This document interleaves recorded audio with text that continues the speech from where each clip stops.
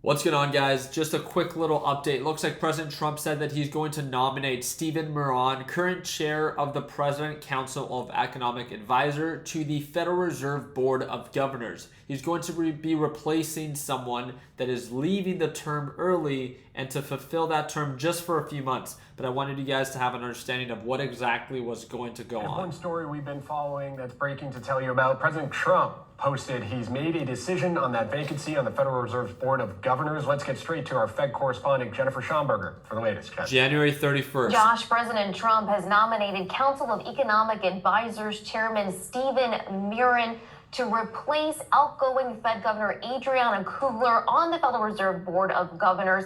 Miran will hold that seat, however, for just a few months until that term is slated to end on January 31st. The president is continuing to look for someone to replace that position for a full 14-year term that would follow after January 31st. Again, just wanted to make sure that you guys were aware, and I have a few things that I quickly want to highlight that I think that we should be aware of. Some good news was announced when it comes down to Trump, and not just BS good news. This actually does make sense, and it's something that I wanted to recognize. President Trump brokers a peace deal between Armenia and Uzbekistan. I'm so sorry for chopping that up. I don't know how to pronounce that. Officially ending a 35-year conflict. I looked a little bit into it, and supposedly the conflict was already kind of resolving itself. Nonetheless, it's an incredibly good look, especially with what Trump is known to do and the series of peace deals that he's been a part of. It is an incredibly good look for the president. And again, some people might view it as just a show, but I think it's really important to recognize anytime that, even in the smallest way, if he did play a part in this peace deal, it is important not just to highlight the bad, but obviously highlight the good, especially in moments like this. So wanted to make sure that we give that recognition. This is great news. I don't see how anyone would say that it's not, right? The other thing that I also wanted to talk about is NASDAQ market had an incredible day. At one point on the 5-minute time frame, we were traced down to the moving average for a nice little fake out, and it really just formed higher highs and higher lows. The market was having a strong week. If we look a little bit on the larger time frame, we could see that from where the market opened this week to where it is that it actually closed, it was just a very strong performing week for the overall market. Do I think that it should have traded this way?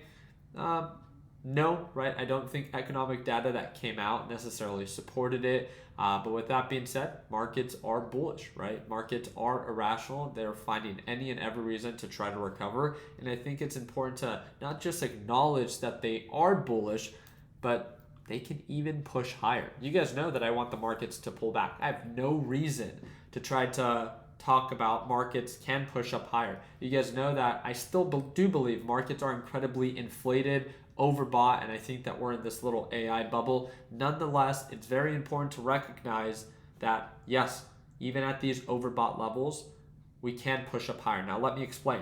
$7.4 trillion is sitting in money market funds.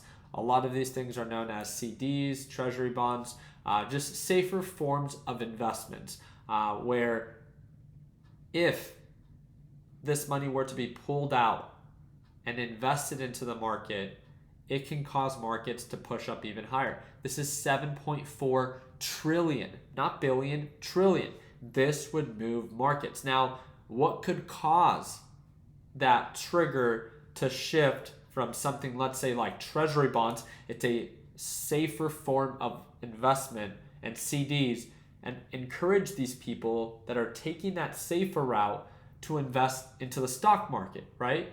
What could that trigger be? Cutting rates. Very simple. There's no reason to pretend. It's if interest rates begin to, become more affordable. This is why Trump is, desperately begging Jerome Powell to cut rates. Jerome Powell and the head of the Federal Reserve has made it very clear that they are waiting for economic data to support it. But now with kind of the job market slowing down and showing some signs of possible increase of unemployment, inflation is beginning to uptick, this might help support the case that they could cut interest rates.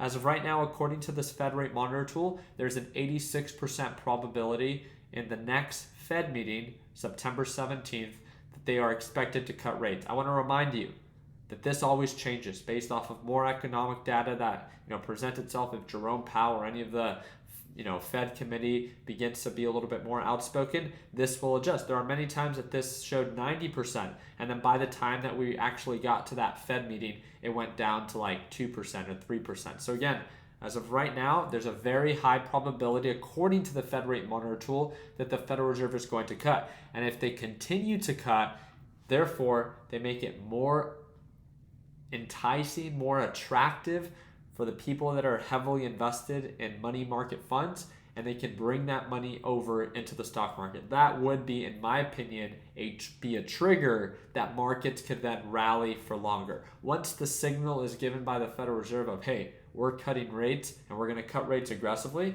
I would not be surprised that markets can push up even higher. And again, there's no I'm not those crypto bros. I'm not those kind of like YouTubers that is trying to convince you to invest at these overbought levels. I've been the opposite. I still kind of am, in the sense that I still think markets are incredibly overbought.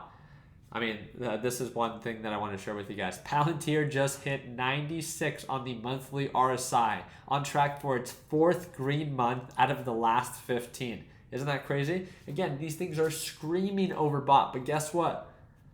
Market sentiment is simply supporting it.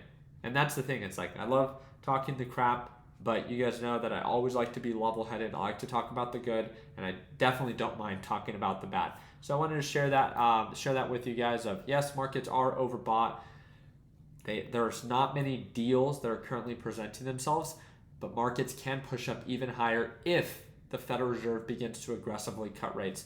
The other thing that I wanted to share with you guys is that the ebook for LPP 3.0 is going to be available once we officially launch this weekend. So for all those that are part of LPP, and you guys are going to get automatic access to LPP 3.0, there is no upcharge. If you're a member to LPP 2.0, you get automatically upgraded to LPP 3.0. That's the commitment that we've made in the past. You will also be given the option, if you want the ebook. This is made for people who simply suck at taking notes. It's a step-by-step, pretty much all the notes that you would need as you're reviewing the lesson library. So it complements the lesson library very well, and that will be available for all those that join LPP 3.0. So just a little update for you guys. If you guys haven't checked out LPP, it's the second link in the description down below. And again, not only does it include the lesson library and the LPP group chat, but I trade live every single morning, and that's all included in it. So you can't get one without the other. I just offer one service, and it's LPP. It's all included, and I'm always updating it at least every 2 years. And this is the most recent update for 2025. So I appreciate you guys' time. I hope that earned a thumbs up. You guys let me know down in the comment section, do you believe markets are overbought, but do you also acknowledge that if the Federal Reserve begins to cut interest rates, that it could push markets even higher? Let me know down below. I appreciate your time. Like always, let's make sure that we end the year on a green note. Happy Friday. Take care.